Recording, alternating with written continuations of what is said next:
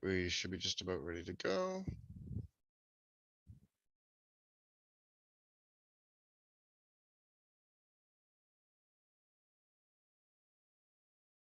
So just some technical things from my end. We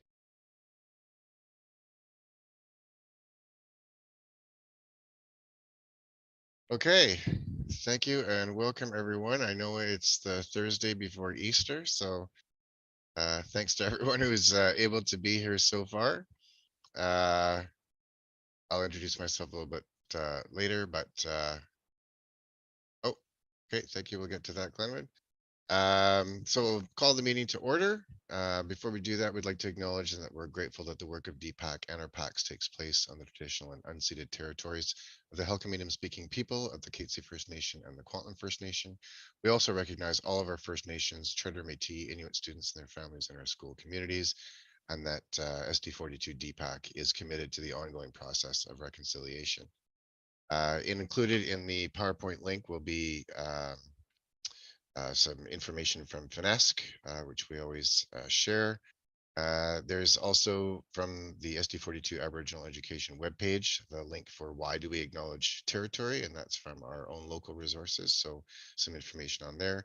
And then just also some links on the new things coming up for Indigenous focused graduation requirements. Also the link for the detailed overview on that, and also the online survey, which we encourage everyone to participate in. Which I think is still open. It should be still open for a little while. So welcome to all. It's good that we are all here. So we didn't get our agenda out earlier, but here it is now. We have the adoption of the agenda to do next. We have the approval of the March 10th, 2022 draft minutes. I'll be introducing myself. We have a special presentation from Alicia Arenley, who's here from Foundry. And then we have our regular reports, some discussion on the BCCPAC conference, which is now going to be virtual. Reminder of the AGM executive elections, annual Longtime Parent Service Award, and possible dinner coming up on May 19th, and a motion to extend the Zoom license for next year, which expires at the end of June. So that's sort of our agenda for tonight. I will leave it up. If we can get a motion for the adoption of the agenda, if I can get a mover on that, and this is for DPAC reps only. Is everybody hearing me okay? Okay. Thank you. Sorry, can I get a mover? I can't see every. Oh, do we have one? Any seconder? Trisha, Amanda, if you see one, I only have a limited view.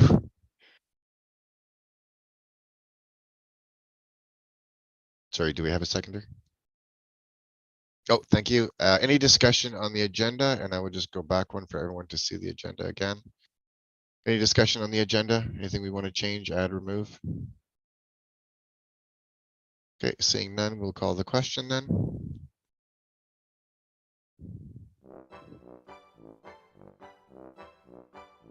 So again, this is for DPAC reps only to vote in our poll, as the DPAC reps are our official members. Down the bunny trail, hippity hoppity, Easter's on its way. Bringing every girl and boy baskets full of Easter joy, things to make your Easter bright and gay. And Amanda, whenever you're ready to call it, is He's fine. got jelly beans for Tommy, colored eggs for Sister Sue. There's an orchid for your mom. Okay, thank you, and the motion is carried. Oh, here comes Peter Cottontail. So thank you. So the next one is the approval of the March 10 minutes. I know they went out as a link in the calendar invitation. Hopefully everybody had a chance to see them. And I think just to confirm the date that's incorrect on the PowerPoint, that's the one that went out, which I think is correct, that the date was wrong when it went out. I did notice that afterwards, although they're not part of our official minutes. They're just sort of, it's the minutes that are important. Was there anything other than that? And please just unmute yourself if you had anything to add, but thank you for mentioning that. So first we'll get the motion on the floor for the approval of the March 10 minutes. If I can get a mover on that. A seconder. I see a mover, a seconder. GSSS, yeah. Great, thank you. Any discussion on the minutes that went out? And again, the PowerPoint isn't officially part of the minutes. It's basically just a bonus, an extra thing for people to read when we don't need anything else to read. I suppose that's probably accurate. Okay, seeing no other discussion, we will call the question then. Oh.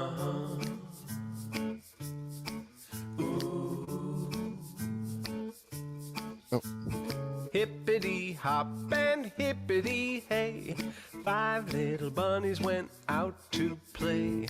Hippity hop and hippity hey, 1 little bunny hopped away.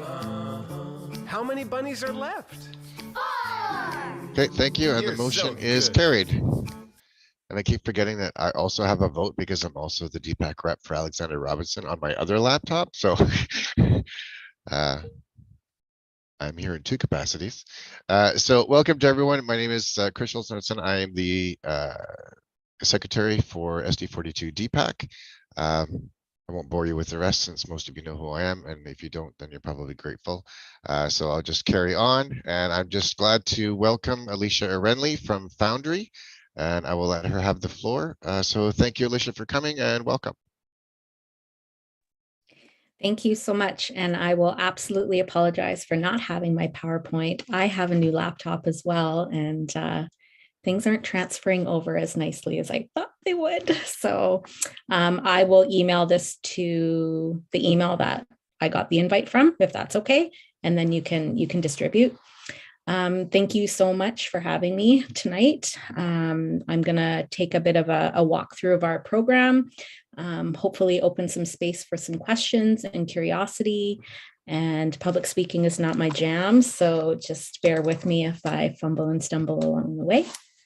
So I'm Alicia Arenley. I am the site lead at Foundry Ridge Meadows. We have been on site open for a little over 2 years now. So we literally opened the week that everything shut down. So that was super awesome. But we adapted, we did what we needed to do to be available and have access to services for our young people. Oh my God, now all I can see is my face. It's even worse. So our services are located across from Thomas Haney. So most of us are familiar with the Frogstone Grill. So that is where we are located, just across the street there.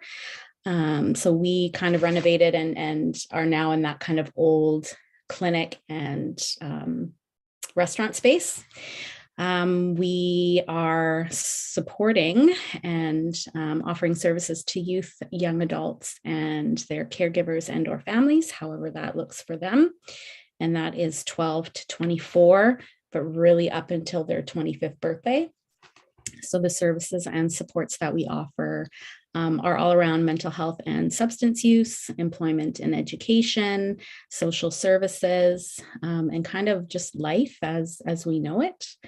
So the hope of our service is that, you know, a young person or caregiver can walk through the doors and, you know, it might not be the right place, but it's the right door because we're going to figure out what needs to happen for you. We want to try and make things as low barrier as possible so that we can just start supporting that young person in the moment when they need it. So our services are offered as a walk-in or drop-in model, meaning you don't have to make an appointment. There's no referral necessary. It's just come as you are. Can I not be on Spotlight? I'm just staring at myself. Sorry. You can switch it in your view, Alicia. What's that? Is it me? Switch it in your view. Oh yeah. So you don't have to look at Change you. it back to gallery. There we go. That feels better. Thank you. So that's that. So I'll kind of take you through a young person's journey, maybe as if they would walk through the door, so you can get an understanding from your perspective if a young person is wanting to access services, what it might look like. And then I can talk about the specific services and then maybe open it up for questions. Does that fit for folks? So basically a young person would come through our drop-in times most often, so that's Tuesdays, Wednesdays, and Thursdays from 1 to 6. They may or may not know what they want to access. Sometimes our young people are coming in and they're like, hey, I want to talk to a peer support worker. Hey, I think I'd like to check out a counselor, or I'm here for the doctor. And that's great. So we can take their information. We go over confidentiality, access to services, and kind of take them through a walkthrough of the space, because sometimes it's nice for our young people to catch a bit of a vibe of the place and like, is this a good fit for me? Let me know where the bathroom is, where are the exits, just to feel safe in the space. And it gives them the opportunity to kind of see what else is available in the center and make an informed decision about what they might like to access, right? They might change their mind after seeing the space and be like, actually, maybe I want to go over and do that cooking class, or maybe I just need to sit for a minute and kind of think about what I want. So once that happens and they have their appointment with whomever they're there to see, that service provider will tell them a little bit about a health survey that we have on our iPads. So when you walk in the space, you can see it, and you can see one of them in the picture there. It's just off to the left-hand side there. We have 1, 2, 3, 4, 5, 6 iPads in our center that they'll do limits to confidentiality, service, and all that on. But we also have a health survey. And what that does is it gives us a bit of a snapshot at what's going on for that young person. So it can take some time to fill out depending on the young person. So it can take anywhere from 10 to 20 minutes to fill out. And it really goes over questions and curiosities around their mental health, their physical health, their sexual health, their social supports, how they're currently coping, what their day-to-day just life and living looks like. And what that does for us is it kind of creates that snapshot and it sends it to back of house, which is what we call it, because there are a variety of questions on there that are around like safety concerns. So they've given us a bit of a snapshot of what's going on for them. We can see kind of where they're at for mental health, curiosities, maybe exploration with substances, maybe some questions around sexual health. But there's also questions on there that will alert us if there's any concerns around safety at home, any concerns around ideation. So they're wanting to harm themselves, currently harming themselves, or have a plan to harm themselves. And that means that we need to have that conversation with them. So we find that really helpful for that piece, but it's also really helpful because that young person's not having to retell their story every time they come in or to every different person that they see, which historically we know does not work very well, because then the young person doesn't actually end up getting the supports they need because they're just retelling what's happening for them over and over again. So that is not a requirement to access services. That is an option and a choice that we give them. And that's why it's nice for them to come in and start having a conversation with someone versus like, okay, you've done service agreement, confidentiality, and fill out this 20-minute thing. And they're like, I don't know what the heck this is. So that's worked really, really well, because once you let them know what it's about, then they're a little bit more open to kind of sharing that information with you. And we know some of our young people now, it's easier to kind of get in front of a screen and tick some boxes and share some things than sitting down with a stranger you've literally met and be like, so tell me about your sex life. Like it's not always as easy. So that's kind of what that looks like. So usually, they're in an appointment for anywhere between, a half an hour to 45, 50 minutes.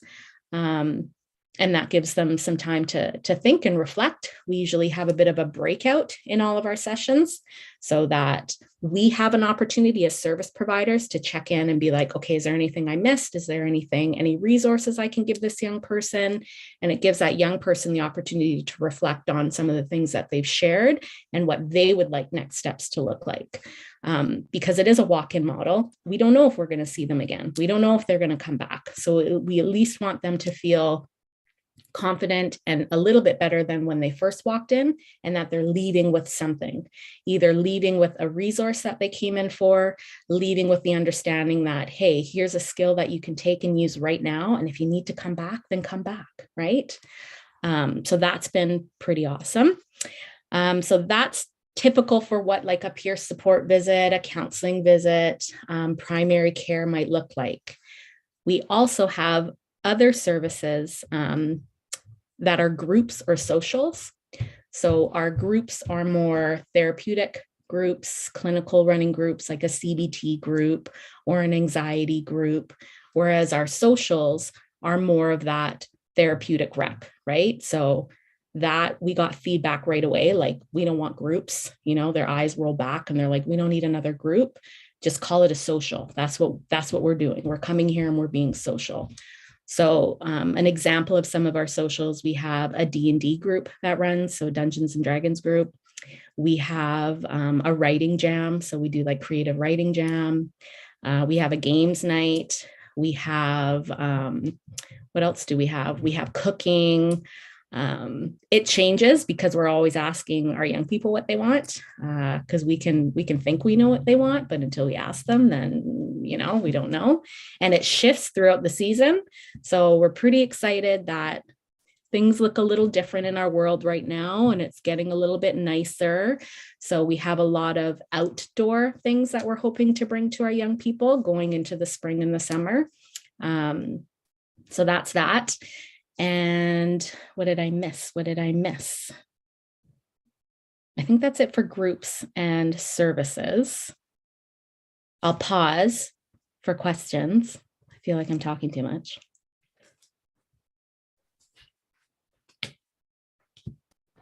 It's usually my job is to talk too much. Oh, Does anybody have, which I do quite well apparently. Does anybody have any questions for Alicia? I'm sorry, is it Alicia or Elise or it's Alicia. Alicia?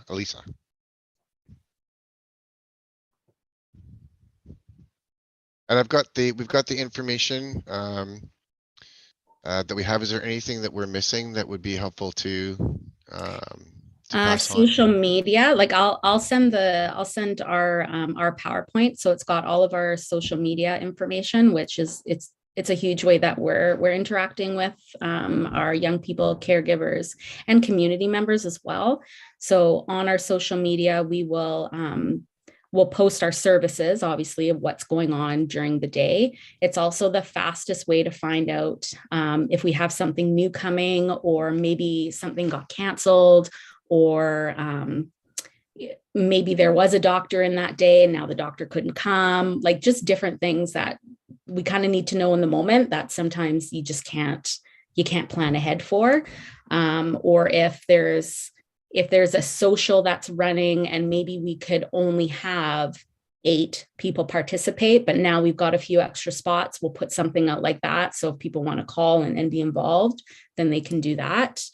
And we're also trying to create a bit of materials that can support our young people who may not be ready to access our services yet, but might be looking to our social media for resources. So we have pieces and parts that we're going to put out around sleep hygiene, around anxiety, around harm reduction. Just that's a safe space for some of our young people to kind of scroll through and feel like they can still access the support, but maybe they're not ready to come through the door yet. Yeah, no, that's great. And I know that many, if not all PACs have used social media. So that's a good way to share that. Sorry, Elaine, go ahead. Yeah, Alicia, I was just curious about the your balance between your staffing and the demand for services. Are you finding that when young people come in, you generally have someone that's available right then and there? Yeah, I mean, sometimes there's a bit of a wait. Fair enough. We're exploring actually what it might look like to transition some of our hours to later. We're seeing that kind of, 3 to 4 p.m. when things start to get really, really busy. So we are seeing that. had a conversation with our team last week that I think we're going to start to see numbers that we've never seen before, just in how the world has been, right? Like things opened, things closed. I don't think that everyone knows that we're here as a resource yet. So things are starting to trickle down, and folks are now feeling a little bit more able to access some resource, or feeling safer to access some resources in person. So we're seeing the numbers increase. For the most part, we have been able to support at the capacity that we have. And something that we're trying to do as a team is remind ourselves to be kind to ourselves. And even if we can just have, a 10, 15 minute conversation with a young person when they come in, that's better than nothing at all, right? It's better to just be like, hey, you know what? I'm so glad that you came in. Let me know what's going on for you. Here's a bit of a resource, and let's plan to get you back in here. What do you need right now in this moment? So that's better and feels better than, sorry, there's nobody available and goodbye, right? Yeah. And you do referrals as well onto, you have a doctor that comes in, a psychiatrist that comes in still, or? No, we do not have psychiatry available at our location anymore. Super, super unfortunate. And I think it's a community thing, right? So like psychiatry within our community as a whole is a gap. And I wish I could wave my magic wand, but that's not something we have available anymore. So if there are young people that are needing more of that moderate to severe, like if we're using the language, right? So our services are mild to moderate. Subjective, I know. But if they're needing more of that moderate to severe or specialized services, then we as a program will work our best to do external referrals. So whether that's connecting in with child needs mental health, because they do have access to psychiatry, whether that's connecting them back to their family GB to make an outside referral to maybe a psychiatrist who may not be in community, who may be outside of community. But really trying to work with the young person and their supports, their parents, their caregivers, to see how we can ensure that there's some sort of resource available and they're not feeling like they came in for help and nothing's being offered. Thank you. Mm-hmm. And Jody from GSS. I was just wondering, Alicia, if you've had any safety issues in your building or with your colleagues with all these various concerns coming in, or has everything been pretty okay? Talk to me about safety. That means so many things for me. Oh, I just meant like outbursts, or Yeah. you're feeling threatened by anyone who's perhaps having a breakdown or something Yeah. like that. No, I can't say that we've had any concerns there. For the most part, everybody has felt pretty comfortable and safe. We've had situations and concerns where we have had to have, police called or ambulance called, but that's more for, hey, we need to get you to the resources that you need right now. And we work closely with our RCMP and community partners to make sure that that's done in a respectful way that shows dignity to the young person.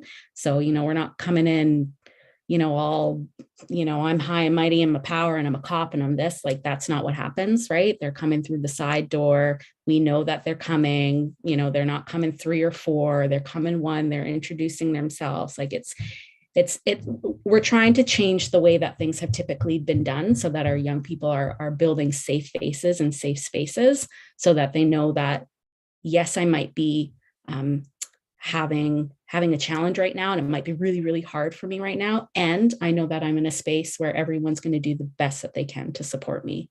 So no outbursts per se.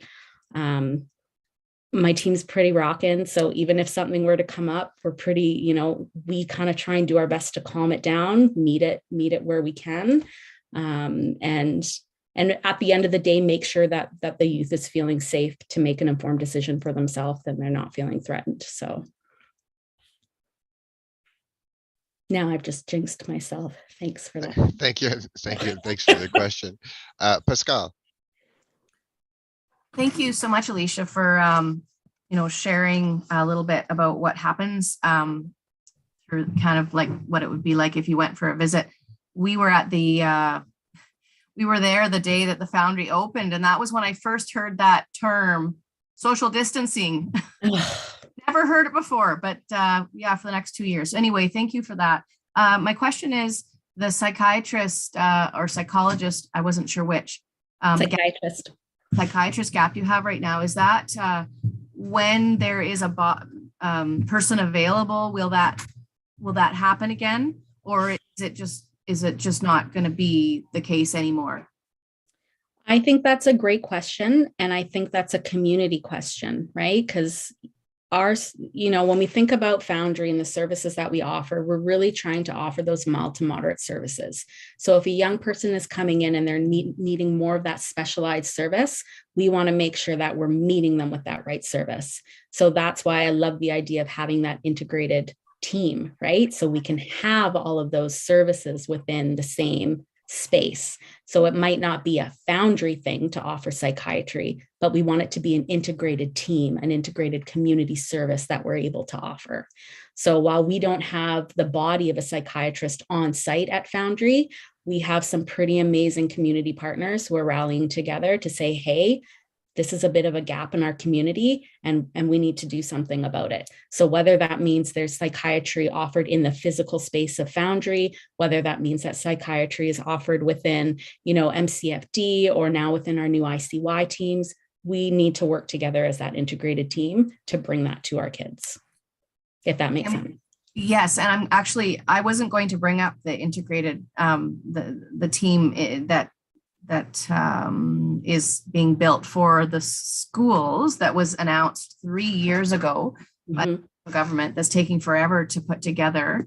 How do you see, and I don't mean that I mean that in a very frustrated, we needed this 3 years ago way. I didn't mean that in a somebody's doing something wrong way. It's hard to find people.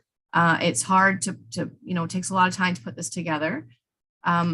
How do you see the Foundry and the ICY? How do you see it fitting together? And could you explain a little bit more about that part?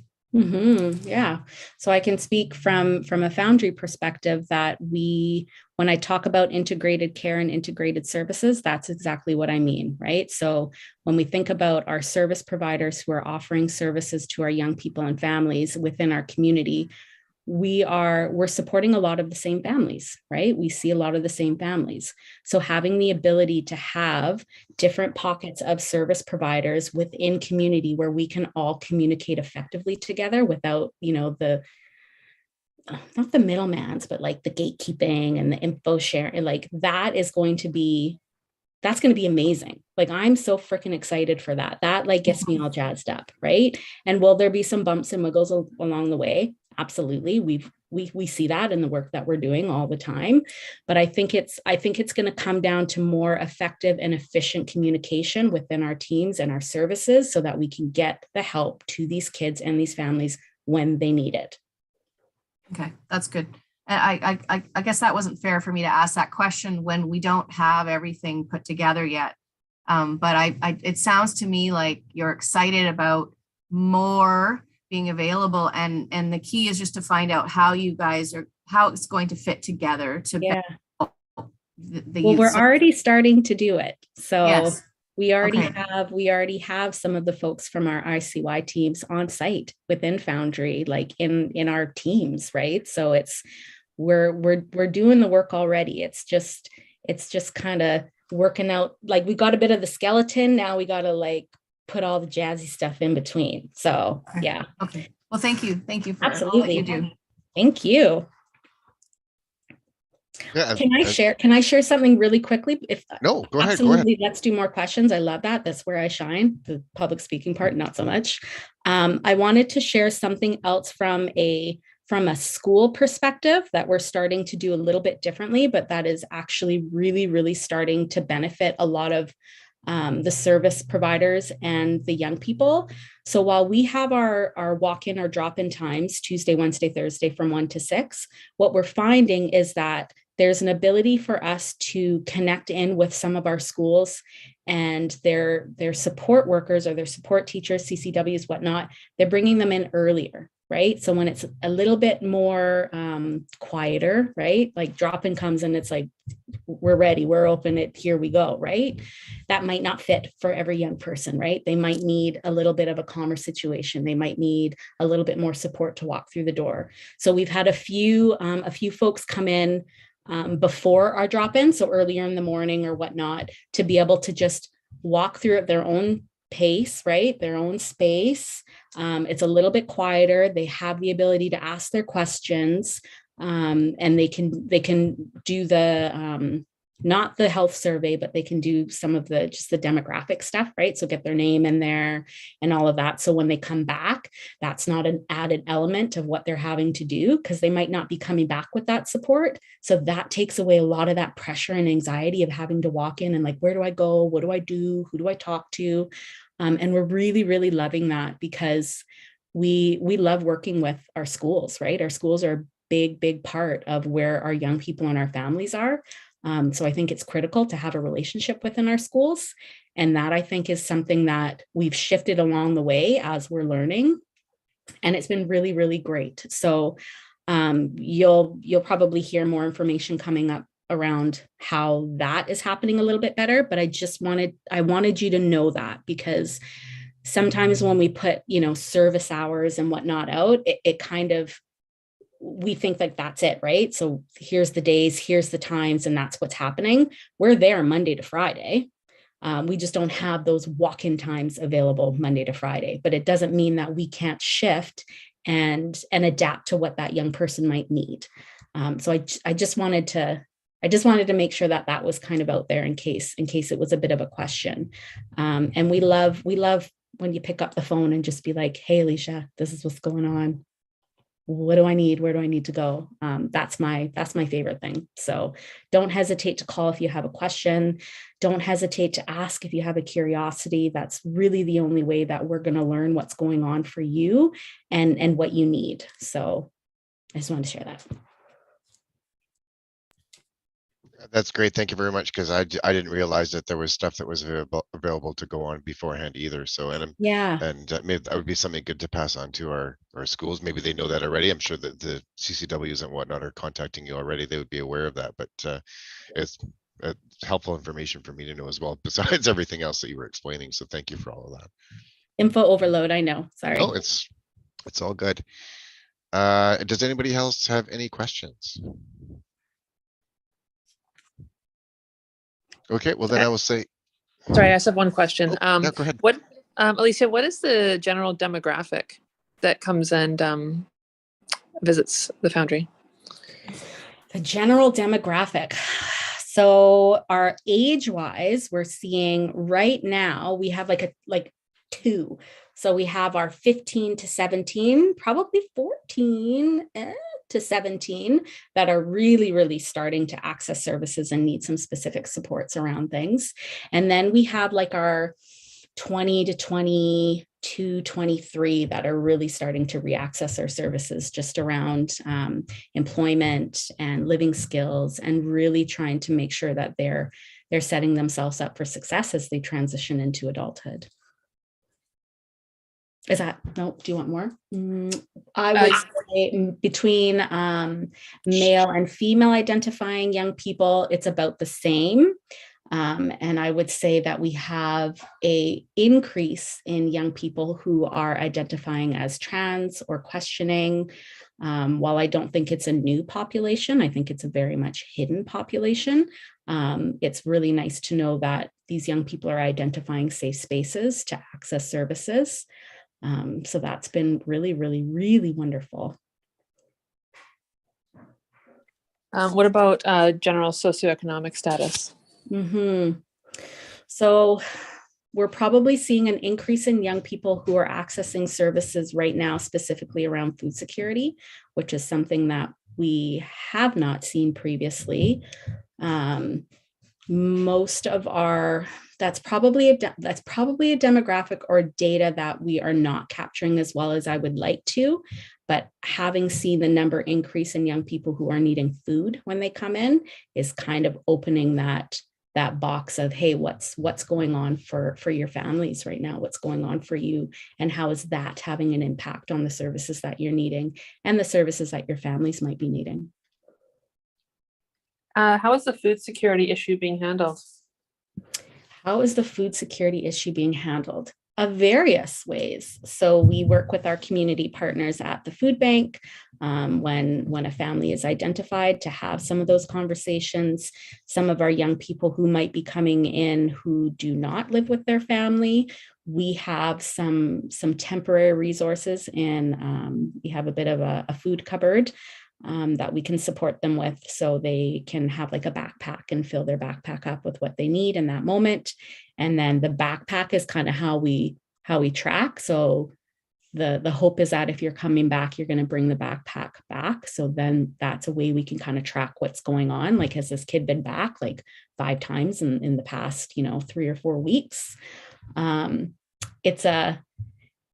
That is probably something where we want to work with our community partners more than trying to recreate a resource within, because why do that when you have beautiful people in the community who already do that? So I think this has been one of those moments where we've identified, okay, what happens at the food bank? Do they have the resources and capacity for some of our younger young people who are accessing supports? And if so, great. If not, how do we build that capacity? What is the proportion of people who visit? Ready with your questions. I love it. Say that again. What is the proportion of people who come visit who do not live with their families?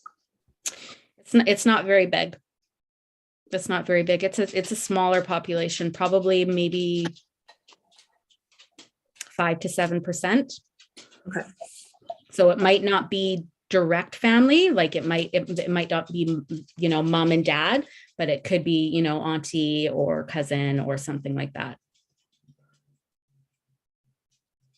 Okay, thank you very much. You're welcome. Would it be helpful? Would you like, it's not in the current PowerPoint, but we have monthly like data reports that I print out, and they're very pretty, colors and scales. Would that, is that of interest? I could add something here. Yeah, certainly if you have, is it something that there is downloadable or is linkable? Because we can certainly include the link, or if it's on a website or something Does like everything that. have to be a link that I send? It doesn't have to be. Okay. It's pretty much, well, everything that we do is more or less digital. So okay. For a hard copy, are you thinking just hard copies type thing? I will add them to the PowerPoint. I'll try and put everything in the PowerPoint. Okay, and we can always add those things and build on those as we go. We don't want to say we need this, and this, but no. If you have something, we can start, and then we can sort of build like we do ourselves. We're constantly building on our PowerPoints and adding new if links. We have it, we want to share it. I think it's important that community knows what's going on. Yeah, if you're able to put it together, I think that would be great. Information is power, right? So that's the more we know, the more we know how to help. Okay, any last questions? Okay, well, thank you very much. You're welcome to stay. I'm sure you are busy like the rest of us and would like I don't know, maybe it's a Friday for you. I hear something burning upstairs. I'm like, yeah, no, fair enough. Anyway, thank you so much for sharing all that information with us. Yes. We'll put out our first PowerPoint from the meeting tonight with the information that we have, but certainly we'll do that. We'll do a second reiteration whenever you're able to get the second one out. Yeah. No rush, but we'll start with that and then just build on that information. So that would be great. And if anyone has any questions or curiosities, please do not hesitate to call me. You can just call that number and ask to speak with Alicia. I may not have the answer, but I'm absolutely open to having a conversation and figuring it out with you. So don't hesitate to call. And thank you so much for having me on tonight. Great. Thank you so much and have a great night. And hopefully your food isn't burning. Oh, it's fine. Thank you. And with that, then we will go on to the superintendent's report. And tonight we have Shannon Durinzi. So thank you, Shannon. Good evening, everybody. I had 4 things I was going to talk about, just a bit of a COVID update, tying right in with Alicia. I thought I'd give you a little bit of an ICY update, an equity in action update, and then because we had a hold and secure in a couple of our schools, I thought I'd do a little bit on the school safety notification system as well. So again, thanks for having me. Just wanted to start with a bit of a COVID update. We're all really, really thrilled and happy that it looks like things are starting to return to some sense of normalcy. Field trips are beginning to start up again. Looks like we're actually going to be able to have in-person graduations. Some of those things that it's so nice and so exciting we get to do with our kids and our families again.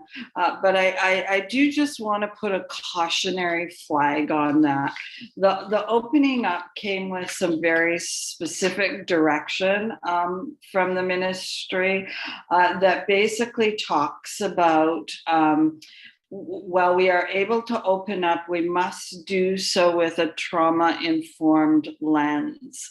And what that means is we have to have some sensitivity to our students and our families about readiness. So while things are opening up and returning to normal, it may not go back to exactly the way it was pre-COVID for a while. So while we're really excited and so happy to be back, I did just want to sort of flag that things may continue to be a little bit more low key than they were sort of pre-pandemic.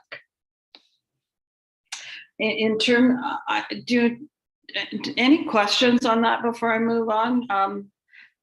Again, I'm not seeing people, but Chris, if you would just feel free to interrupt me if somebody has a question. Sorry. Yeah, for sure. Just carry on. If anybody has a question, just feel free to unmute and jump in. Perfect, thanks. The ICY teams are the integrated child and youth teams that Alicia was just speaking about. Are just sort of, she described it really well, maybe in their skeletal phase. They're just getting started. So I kind of wanted to tell you what they are and where they are right now. So as you know, we're going to have 3 hubs in the school district with a variety of staff on them. So 2 of the counseling leads for the 3 hubs, so there's still 1 more to be hired, but the counseling leads have been hired. And what these folks are doing right now is organizing the processes. So what are the pathways going to be? What is the referral? How do students access it?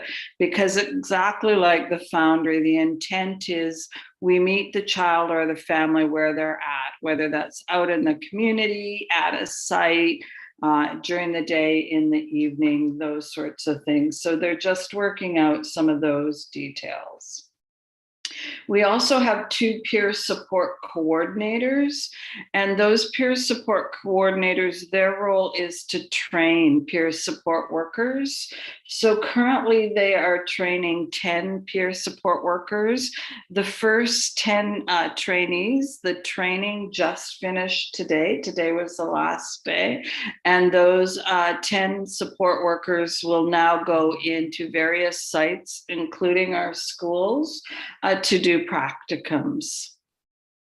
And then we have 3, and those, the coordinators right now are working out of the Foundry at the moment. And then we have 3 concurrent disorder clinicians, and they are supportive of substance use and that go along with concurrent disorders. All 3 of those positions have been hired, and they are currently working out of the Foundry as well, and have started to see children primarily off the child and youth mental health wait lists, but they are beginning to see some school students as well now. So that's really exciting for us, and it's a real direct tie-in with the Foundry that you just heard about this evening. The third thing I wanted to talk about was the equity in action strategy. You will recall this started last year. We brought a team of researchers in who have spoke to our Indigenous communities and partners, have spoke with our students, with our staff, and with senior team. They're now coming back for the second time with what they put together, reflecting it back to those same groups to essentially ask, have we got it right? And so they are in mid-process of doing that right now. And then once that happens, they will provide for the district a document that includes both what they heard and recommendations based on what they heard. And then we need to start responding and creating an action plan in terms of how do we address the issues that have come up in the recommendations, and how do we address it so we make for a much more informed education system for all of our students and families, including those of ancestry. And then the last thing I was asked to speak about was our school safety notification system.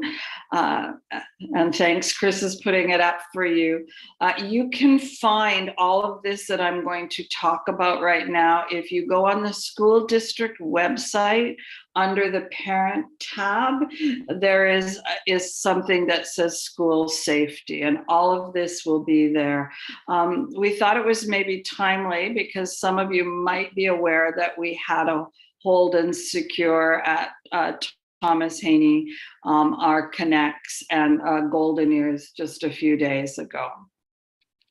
So I will just go through all of them. The first one is drop, cover, and hold. And this is essentially the one we practice during earthquake drills. So it is exactly what it says, drop, cover, and hold. And so during earthquake drills, this is the one we do.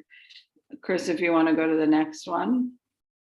Hold and secure is the one we had the other day. And what happens in a hold and secure is the RCMP phone us, and typically it's because there is a police event in the neighborhood.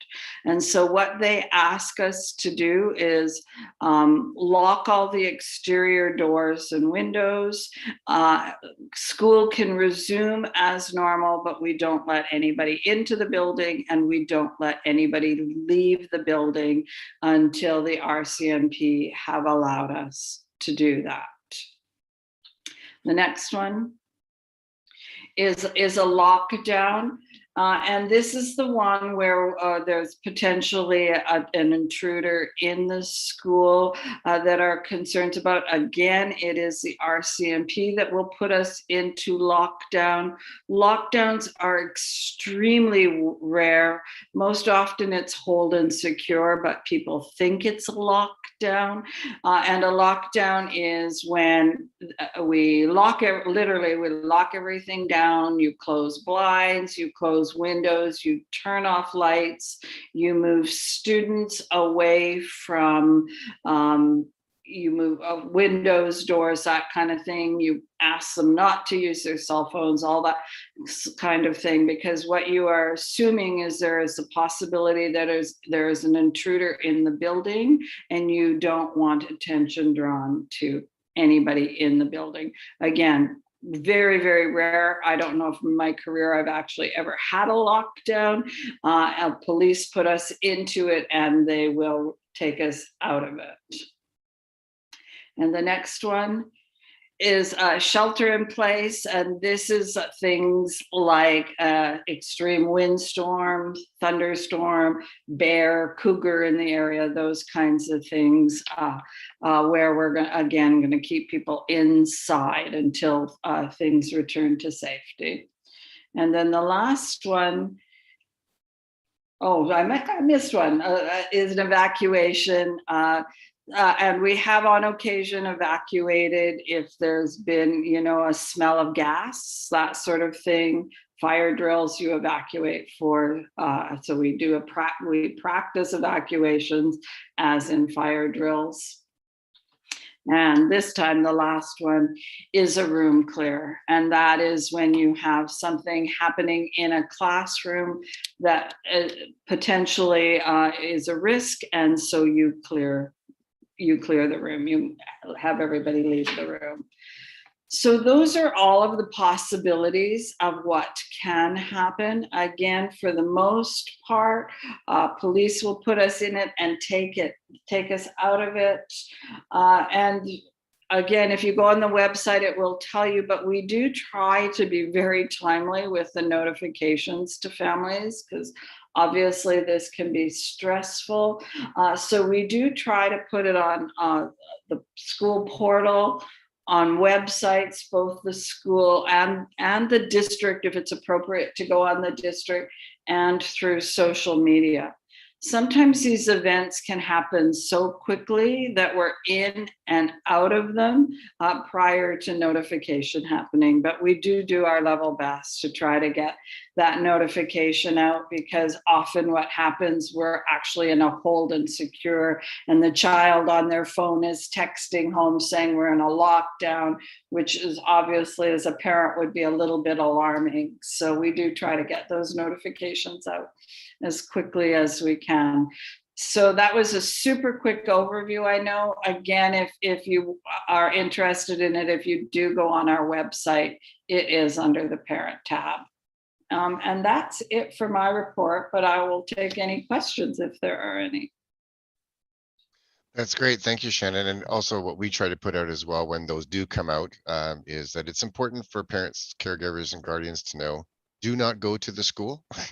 It's actually unhelpful because the police are, if there's a police incident, they're actually in the process of restricting access to the area, and additional vehicles and people, when they're looking for somebody, if that's the case, actually impedes the investigation and may cause the hold and secured to go on longer than it needs to. So as concerned as parents, guardians, caregivers may be, it's important to know, please don't go to the school. You will be notified when it's okay to do so, especially when the last one, I think, was very close to pickup time. So I'm sure a lot of parents didn't get the notification, but it is important. Yes, you can be concerned. Do not go to the school. You're actually potentially causing more harm by going into the area than by staying away until advised otherwise. So that's an important thing. If as a PAC, leadership, and you do see those notifications, please post on your social media for parents to stay away until, as soon as possible, they can be advised it's safe. Any questions for Shannon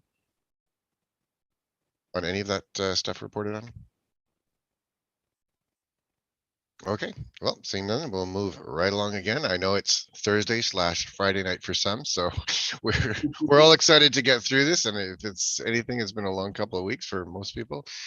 So thank you very much, Shannon, and thank you for sharing all that information. And with that, I will go to our trustees, and who's going to be speaking for us tonight. I see we have Pascal and Elaine. So I see that Pascal is going to do that. So Pascal, go ahead. Thank you. So was that your way of saying, Pascal, make it fast? Nope, not at all. It's Not okay. at all. It's totally okay. Because I'm going to make it fast anyway. So a couple things. So we had a board meeting last night, and so one of the things that I've learned as a trustee, that our biggest and most important, well, maybe not most important, but our biggest role is to advocate for everything. And one of our trustees, Trustee Murray, has 2 motions going forward at our AGM. They're late motions, so they may not be accepted at all, but they're good ones. And one has to do with capital costs. There's a kind of interesting thing happening now. I'll talk about the budget after, but I think our district does a really good job at keeping money aside. We have to have a contingency, but the government is now saying, well, if you want a new school, well, you're going to have to give us, put some money towards that new school.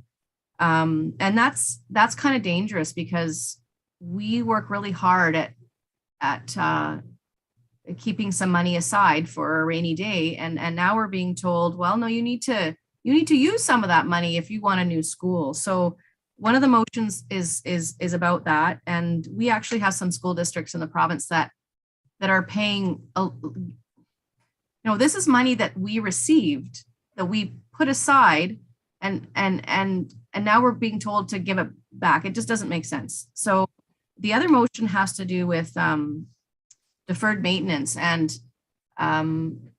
he's looking for the government to produce on an annual basis a report that would indicate what the situation is per district. So there are lots of things that need to be fixed on a regular basis in all of the buildings in our district.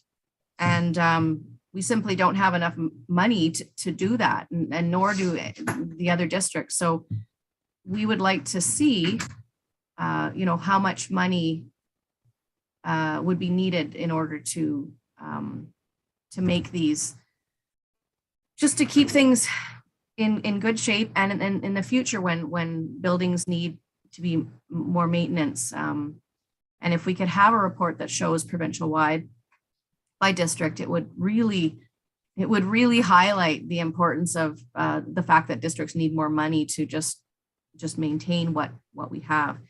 And then there was also an item on the agenda last night.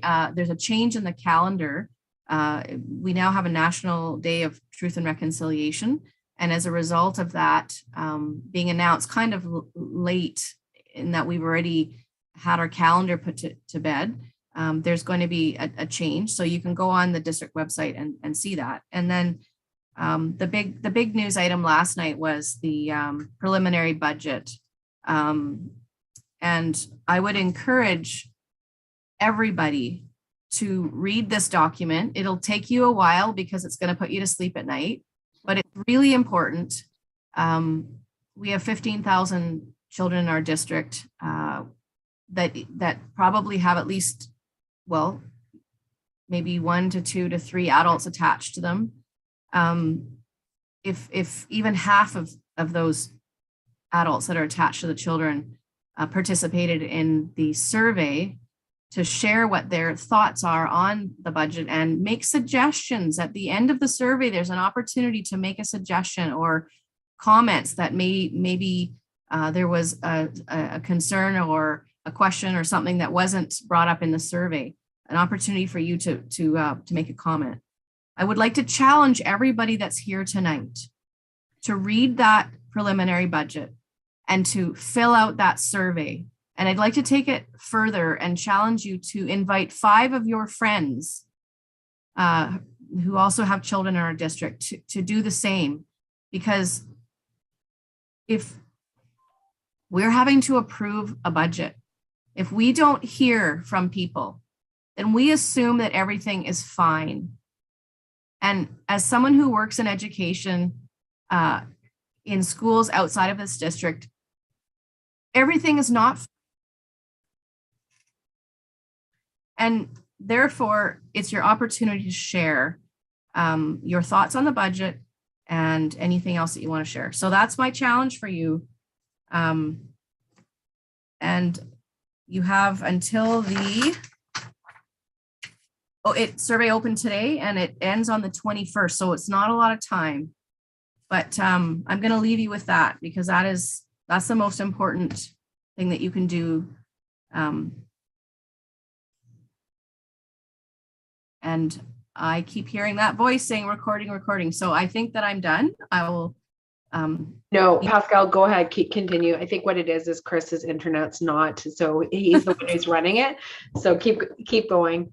I'm done. Just I made that challenge for all of you to read and to respond to the survey, and I challenge you to challenge 5 of your friends to do the same. I would love to see a really good turnout on the survey this year, and I'd like to see some very meaningful feedback on the survey, because that is how things are going to get better. So thank you, and I'll be quiet. Thank you. And sorry, go ahead, Elaine. I'm back. My internet's glitchy, but it usually comes back in a couple of minutes, which it did. But so I'm resetting back up. Elaine, sorry, go ahead. Sorry, can I add that this year's budget is a deficit budget, even though we are in a growth position. So the staff has worked very hard to very carefully try to find a balance in this in the budget.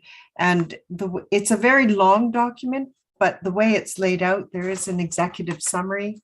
And for any changes that that are being recommended, they are highlighted at the end of the paragraph. So,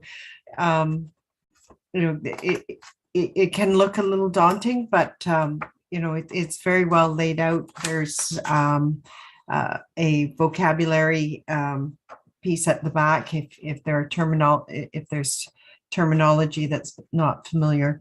I mean, yeah, I can get through it. So, and I'm not a financial person myself. So yeah, thanks.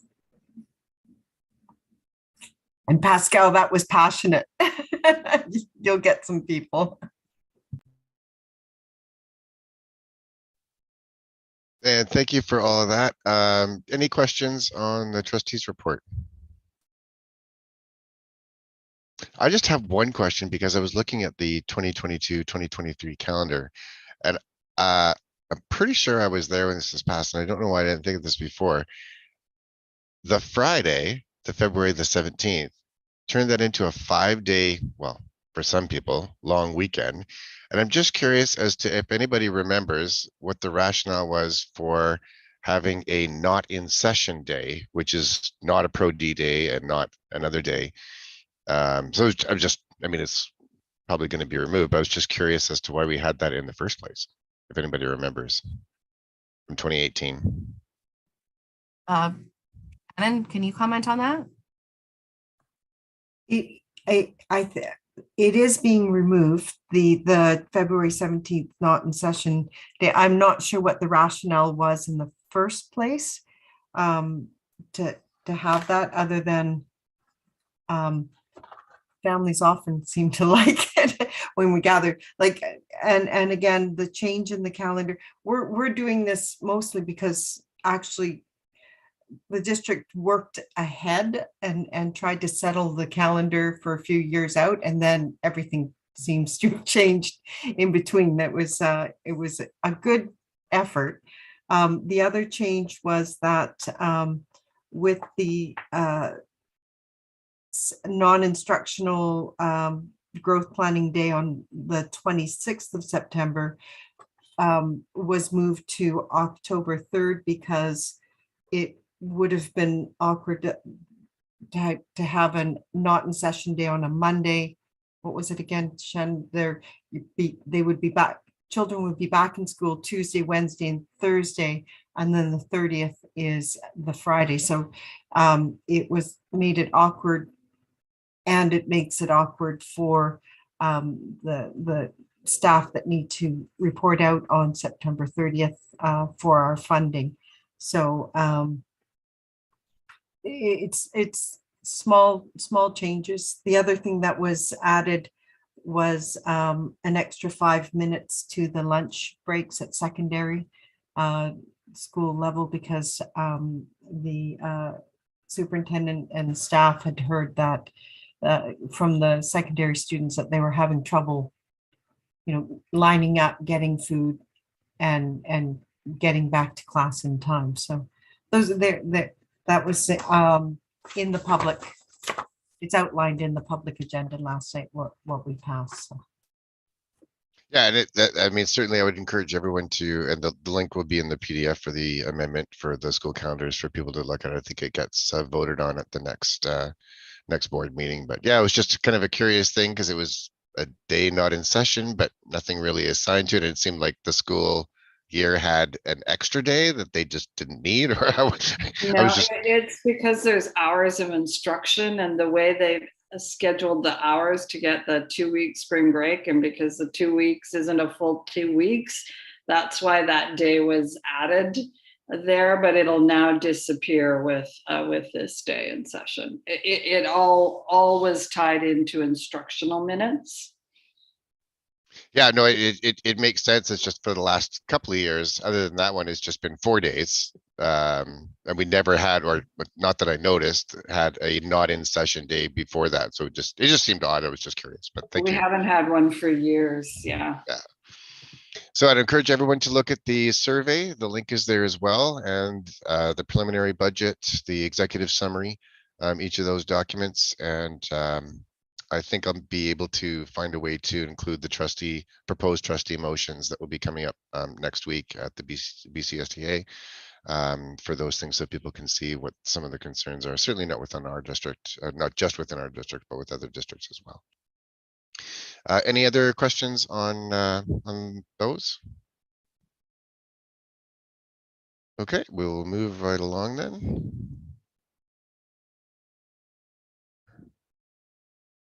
To our next one. I don't think we have any of our partner groups here tonight. So I know it's just before Easter, so I appreciate all of those who were able to make it to come out tonight.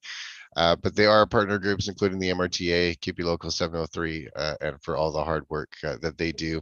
And I'll also just mention as well from the last meeting that Jason, who was here at the last meeting, gave us the link. It's also in the PDF there. It is for advocacy on public child care before and after school in schools. And there are 20 pilot projects right now, or at least 20 across the province. So that would be one thing to see. So it's just a survey for parents who, if you're interested in providing support on that being in school and the work being done by QP members. So there's just a link there if you would like to see it. And then also our principals, Maple Ridge Principals and Vice Principals Association, also partners, as Shannon had mentioned before, with all partner groups and with the work done at the secondary levels with those extra 5 minutes. Certainly my understanding is that was driven by students who wanted that extra 5 minutes for lunch. And maybe Shannon can speak to that a little bit more since she has firsthand information on that, where I'm just sort of regurgitating. But yeah, but the partner groups were involved in those discussions, and that's important. And then we have our treasurer's report. Unfortunately, Paulina could not make it tonight. But what I can say is that we are in the process of transitioning from our TD account that we've had for years to Van City. The TD account has now been closed, so we're in the process of getting the paperwork to reopen at the Van City account. And the reason we're switching from TD to Van City as a credit union is that it enables us as a PAC or just DPAC, and as many PACs are finding out, some financial institutions that aren't credit unions aren't able to do 2 signers on e-transfers, whereas credit unions do. Or are able to. Certainly Van City, Westminster Savings, and there's a couple of other ones that do have that process, whereas TD was not able to provide that to us. And the pandemic showed us that having those e-transfers where we could have the 2 signatures be sent, so you can't, you can receive money, but you can't send money. There's a process that they have where one person with signing authority will send a payment to a vendor or whatever, but it doesn't go through until the second official signer signs off on it digitally, and then it goes through. So, so with that, and I have both of the checks here from that. I got Eugene and I, who are the last 2 signers, still on the account. So these are ready to go as soon as we finish the paperwork, which should be shortly with Van City. And as it stands, one check is $6,468.70. The other one is $5,804.43 for a total of $12,273.13 as of today, which I hold in my hand here. So that is our treasurer's report for today. Are there any questions on that I may be able to answer as a non-treasurer? Okay, with that, we'll move around to old business. There was no old business, so we'll go straight ahead to new business. Craig,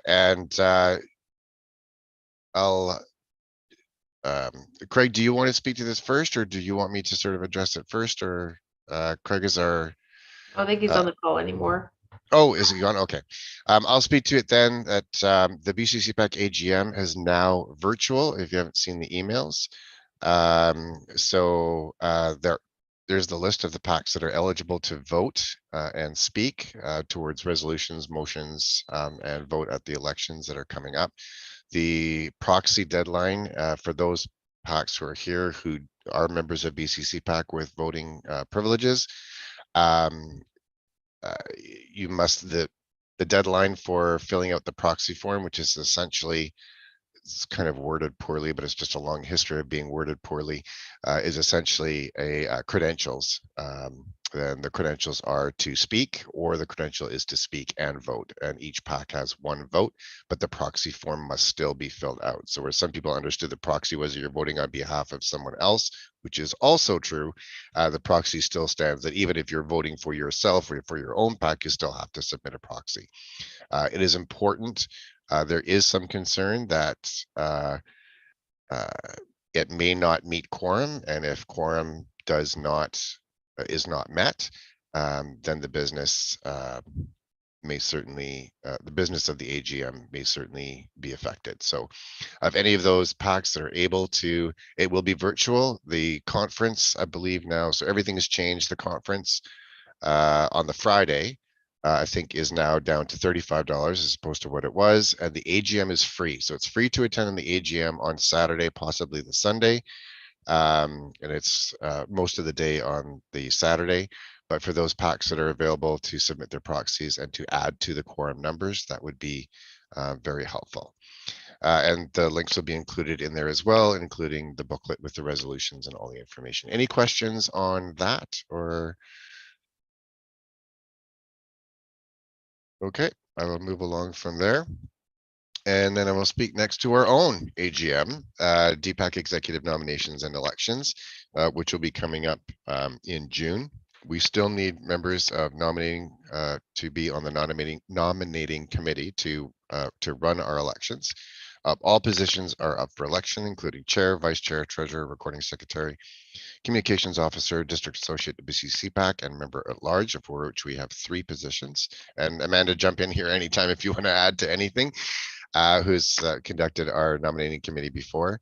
Part of the process of having a nominating committee is that they are separate, apart from either the current, well, not so much the current executive, but certainly for anyone who's running for a position, that we don't have people running for a position who are also in the nominating committee.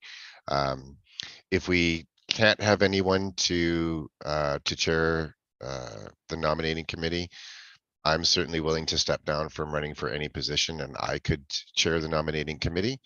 And then I wouldn't run for any position in the upcoming AGM. So that's an option.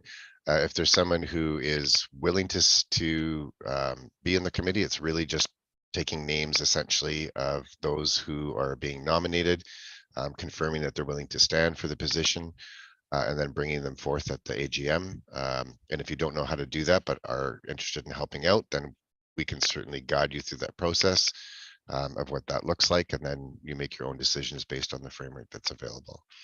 So I will leave it at that. Are there any questions about the executive nominations, elections, or Amanda, if you have anything to add to it that I've missed, please?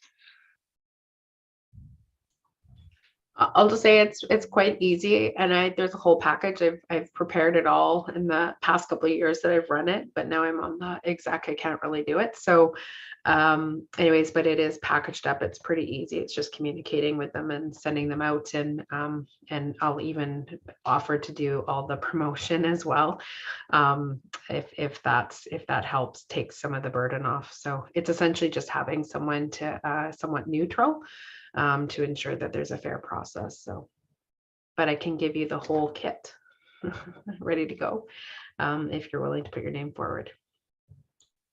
Yeah, and ideally it would be nice to have one of our DPAC reps chair the committee, and then, but within that, any parent within the school district. So if you know someone that's on your PAC that would like to assist with that, that is also perfectly fine. You don't have to do it. Chris, I think Aaron Goodman from Wannick has offered, so that's great. Thank you, Aaron. Really appreciate that. So maybe we'll loop around with you and just give you all the information and how that works. So, I mean, obviously we want more than one, but but it's pretty easy, as I said, if it once we kind of automated it, and it's already kind of a standard template, so it should be straightforward. But I can help wherever it needed to. So thank you for offering to support. Yeah, thank you very much, and we'll touch base with you after on that. So thank you. And these are just the ones that we put. I'll just scroll through them quickly because we had them at the last meeting in the PowerPoint. Just to sort of explains how the elections are essentially conducted. Only DPAC reps may vote, but everyone can participate to some degree at the AGM. And then there's the process of finalizing the elections. Any questions, any further questions on the elections or anything like that? Okay, then we'll go right to, so our plan is, or idea is to have, whether we end up with the annual award dinner or not, certainly what I've been seeing at the provincial level with some organizations and even locally is that some of those, like BCCPAC, they're not the only ones who had originally had started to make the shift to in-person events, have now shifted back. The BC Coalition for Food is one of those that had planned to have an in-person event. They've now postponed that till November. So there's a lot of fluidity going around with whether it's in person or whether it's virtual again. So we're not sure what yet that might look like, but we are kind of coming down to the crunch. The important thing is that we also, at least like we did last year, have some recognition for our Longtime Service Achievement Awards. Those are awarded to the parent of a, or parent guardian of a who has their youngest child graduating out. So as a parent guardian, that they would also be graduating out of the K-12 system and acknowledging their work for advocacy or PAC work or whatever they do within their school communities. So we'll be trying to put some information about that. We'd encourage PACs and parents to nominate that person. It's only for a grade 12 parent with their youngest child graduating from grade 12, so that they're no longer in the K-12 system.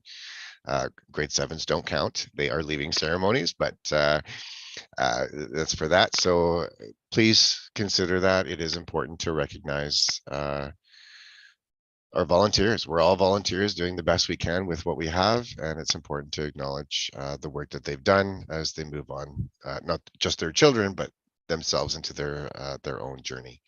So please consider that, and we'll be putting out some information on that coming up. Any questions on that?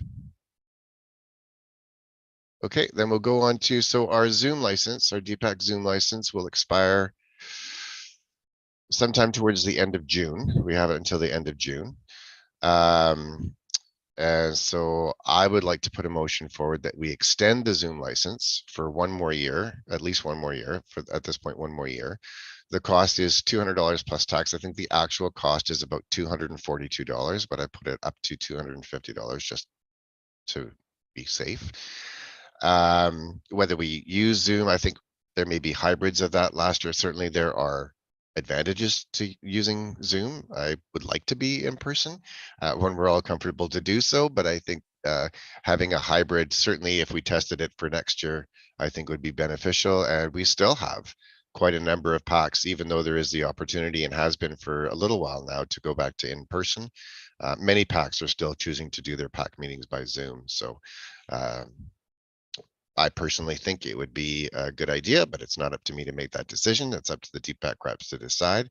So I'll put the motion forward. I guess I should have done that first on the floor, that DPAC extend the Zoom license for one more year up to $250. Can I have a mover on that motion, please? Okay, that's I say moved by Alouette, and can I have a seconder for that? Seconded by GSS. Thank you. Any discussion on that? Concerns, questions? Okay, seeing none, then we will call the question. In this song, we're gonna do all the things that bunnies do. Let's start with hopping. Oh, and I get to vote. Okay, let's go. This is the way the bunny hops. Hop, hop, hop, hop, hop, hop. This is the way the bunny hops on Easter Day. What else do bunnies do? Oh yeah, they wiggle their noses. Thank you, and the motion This is the way carried. he wiggles his. Okay, so then we come to the last part of our evening, pack voice sharing and questions, and this is an open forum for anybody to ask any questions about anything. Or, you know, it used to be pre-COVID, it used to be a sharing time where we'd be sharing, oh, this is what we have going on here, and this is what we have going on there. So hopefully one day we will get to that. But for now, certainly any questions, open the floor to anyone to ask, or even to, if you have an event coming up, virtual or otherwise, that you'd like to share, please do so. Elaine. I was concerned when you said this, it wasn't a sharing section. This is actually my other hat, one of my other hats in the community. I just wanted, I think I set my, oh, see that, I have a poster. We are going back to holding the May Children's Clothing Free Cycle with the blessing of Eric Langton's principal, and hoping PAC on the 20th, next Wednesday, I'll meet them. Yes, I'm very excited as well. I mean, this should be I think it's the 21st or the 22nd of times that we've held this event. The clothing collection would start the beginning of May, so May 2nd, from May 2nd through to the 27th. The clean, gently used children's clothing can be dropped off in the lobby of Eric Langton. And then on Saturday, the 28th, the school gymnasium will be open for all families to come and choose outfits for their children. And it is open to anyone in the community. So thank you. Can I send a poster through to you, Chris? Absolutely. I was just going to say, if you have a link to a poster or something, we'll make sure that that gets shared on our social media as well. Thank you. Anything else anybody would like to mention or?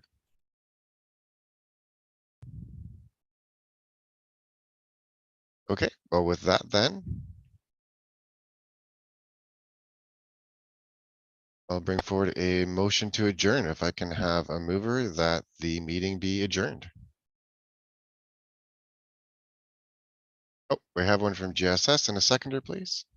And we have one from Glenwood. Thank you very much. Any discussion on adjourning? Or do you just want to hang out here for a bit? It's all good.